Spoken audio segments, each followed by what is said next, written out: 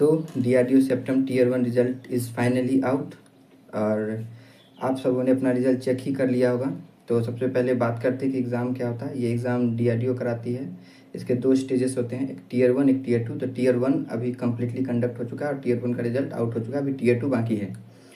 तो टीयर 1 एक technical paper, non technical paper होता है जिसमें कि कम्प्लीटली आपके पास जो SSC जनरल सिलेबस होती हैं वही सब आती है। मैथ आएंगी, रीजनिंग आएंगी, जीएस के नाम पे जनरल साइंस रहती है, एचएस रहती है। तो जो SSC के बच्चे हैं वो काफ़ी ही नोन होंगे इस सिलेबस से और कंपेटिवली इजी रहता है इसका पेपर, बहुत ज़्यादा हार्ड एंड फास्ट नहीं रहता नॉन टेक, अगर आप SSC की तैयारी कर रहे हैं तो पेपर कंपेटिवली इजी था।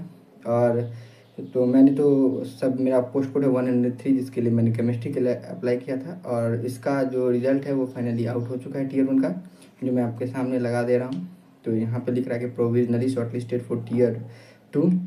अब यहाँ तक तो कोई दिक्कत नहीं है, SSC का पेपर था, नॉन टेक्निकल था, तो आप SSC पढ़ते हो तो आपके लिए कुछ हार्ड एंड फास्ट नहीं होता टीयर 1, मगर टीयर 2 रियल प्रॉब्लम क्रिएट करती है। तो टीयर 1 ऑफिशियल यही है कि टीयर 1 आउट है और यहाँ से शुरू होती है 2 समस्याएँ। रेलवे हो, SSC हो, कम से कम नहीं कुछ तो वो 1.5 महीने का समय देती है, 45 मिनट का समय देती है टीयर 2 के एग्ज़ाम के लिए। आप आराम से 45 मिनट, ये रिजल्ट आई थिंक 26 की 27 को रिजल्ट आता है इसका और टीयर 2 का एग्ज़ाम डेट आता है 15 जून। 26 की 27 मई को रिजल्ट आता है, 15 जून को इसका एग्ज़ाम है। मतलब मिनिमम देखा जाता है अनबेयर में 2-3 दिन तो आपको ट्रैवलिंग में जाएंगे, 2-3 दिन तो आपके ट्रैवलिंग में जाएंगे। तो मेरे पास डेट कितने हैं, मात्र मेरे पास है 15 से 16 दिन। मतलब भाई टीयर, अगर मानो तुम्हारे पास टीयर 1 टेक्निकल पेपर है, टीयर 2 भी टेक्निकल पेपर है, चाहे टीयर 1 नॉन टेक्निकल हो, टीयर 2 भी नॉन टेक्निकल हो, तो माना भाई तुम दे दो, कोई दिक्कत नहीं है। मगर प्रॉब्लम कहाँ लाई करती है, यहाँ पे आपका टीयर 1 नॉन टेक्निकल है, टीयर 2 टेक्निकल है। मतलब पेपर सेम हो तो ठीक है भाई, 15-20 दिन कौन देता है एग्ज़ाम के लिए। अब किसी भी बच्चे, इसमें बहुत सारे पोस्ट होते हैं, मतलब अब फिजिक्स से हो तो अप्लाई कर सकते हो, केमिस्ट्री से, हम लोग के अगर केमिस्ट्री की बात करें तो टोटल 22 पोस्ट हैं।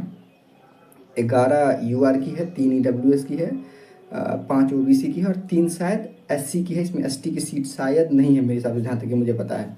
तो भाई एक तो तुमने पोस्ट कम दी, कोई बात नहीं, पहला पेपर टेक्निकल कराते हो, दूसरा पेपर नॉन टेक्निकल कराते हो, मतलब चलो कोई बात, मतलब पहला पेपर नॉन टेक्निकल होता है, सॉरी, दूसरा पेपर नॉन टेक्निकल होता है, मतलब जो आपके डोमेन है, जैसे किसी ने फिजिक्स से अप्लाई किया तो फिजिक्स के क्वेश्चन होंगे।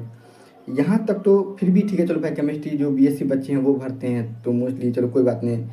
आप सिलेबस तो वेल डिफाइन कर दो, सिलेबस भी वेल डिफाइन नहीं है। सिलेबस के नाम पे केमिस्ट्री में लिखा organic, inorganic, physical and relevant topics. क्या पढ़े बच्चा, BSc पढ़े कि 12th का पढ़े कि क्या पढ़े, भाई सिलेबस तो डिफाइन कर दो। न सिलेबस डिफाइन है, न कुछ डिफाइन। मैं चार्ट बना रहा था, मैं दिखाता हूँ आपको पता नहीं यहाँ दिखेगा कि नहीं दिखेगा, आई डोंट थिंक ये दिखेगा आपको।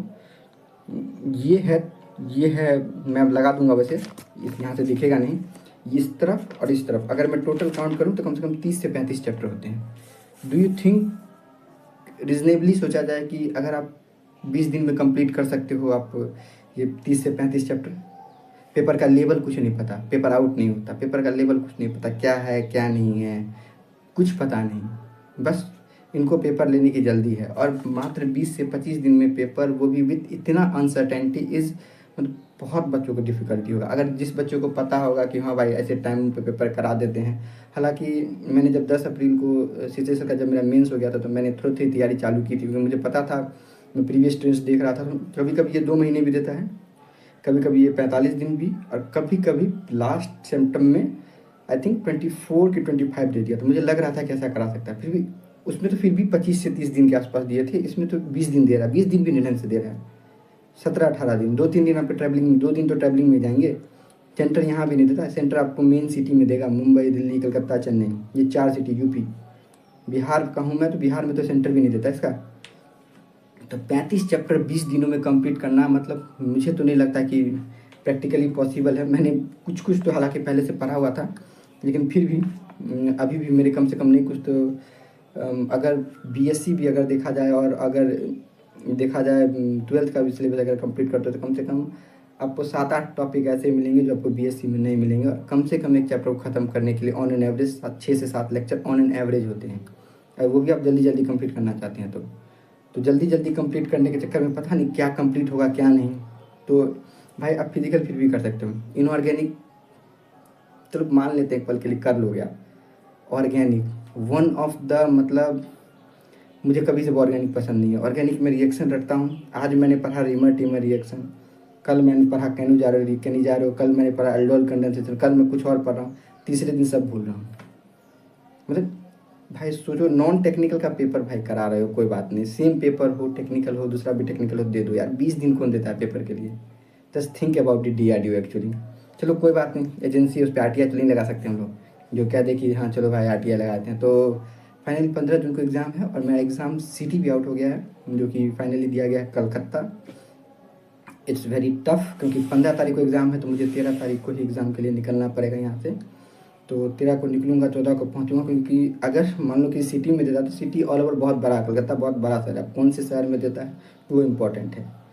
तो finally that's all for this video. Tier 1 result is finally out and I have been provisionally shortlisted for Tier 2 examination. Tier 2 exam is only in 20 days and that's the biggest disadvantage. But क्या कर सकते हैं, obvious सी बात है, defence agency है तो shock करने का तो आदत इसे होगा ही। डिफेंस अगर रूटीन की पाबंद होती है तो 20 दिन दे दिया तो कोई शॉकिंग बात नहीं है।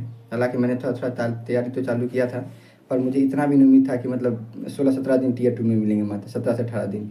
ये तो कुछ ज़्यादा ही शॉकिंग निकल गया है। चलो कोई बात नहीं, जो जितना हो सके करूँगा। और Tier 2 का सिंस इसका पेपर कभी नहीं आज तक आउट हुआ, इसलिए मैं पेपर लेवल भी नहीं जान पाया हूँ क्या होता है इसका पेपर लेवल, क्या नहीं होता। तो Tier 2 का पेपर दूंगा तो मैं ज़रूर डालूंगा कि पेपर मेरा कैसा गया, कैसे क्वेश्चंस आते हैं, मॉडरेट आते हैं, डिफ़िकल्ट आते हैं, इजी टू मॉडरेट आते हैं, मैं डालूंगा ज़रूर रिव्यू, ताकि कम से कम जो सेप्टेम्बर 12 अटैम्प्ट करे कम से कम उन्हें तो पता चले कि पेपर का रिव्यू। पूरा यूट्यूब पूरा कोरा छान मारा मगर मुझे कुछ नहीं मिला, सिर्फ मिला 70% 12 सिलेबस, 30% BSc का सिलेबस उठा के जाता हूँ तो 30% 40% नए टॉपिक, एलिफेटिक, एरोमेटिक, जो पढ़ा है उसमें नए रिएक्शन, ऊपर से नया नया फोटो केमिस्ट्री, बायो ऑर्गेनिक, और न जाने भथेरे पड़े हुए हैं। अब पता नहीं क्या होगा, फिर भी सिंस Tier 1 आउट है, Tier 2 तो देने जाना ही है। अब ऑब्वियस सी बात है, जितना हो सकेगा, जितना बन सकेगा, एटलीस्ट 80% कोशिश करूँगा कि सिलेबस कंप्लीट करके कुछ पढ़ा जाए और कुछ देखते हैं क्या होता है। टिल देन जो भी होता है मैं अपडेट जरूर करूँगा इसके माध्यम से। तो that's all for the day and this video. Thank you.